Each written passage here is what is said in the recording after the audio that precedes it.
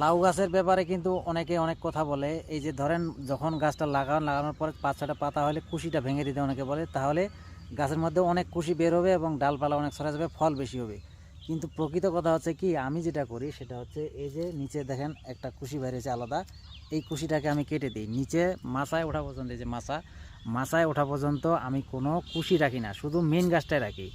সমস্ত কুশিগুলোকে আমি কেটে দিই। কেটে দেওয়ার ফলে কি হয়, এই যে দেখেন, যদি আপনার প্রত্যেকটা গাছে 4টা-5টা করে কুশি থাকে, মাথা ভেঙে দেওয়ার কারণে কিন্তু বিভিন্ন জায়গায় কিন্তু বিভিন্ন কুশি বেরোবে, অনেকগুলো ডালপালা হবে। সেই ক্ষেত্রে কী হয়, যে গোড়াটা আছে এই গোড়াটা কিন্তু চিকন হয়ে যাবে।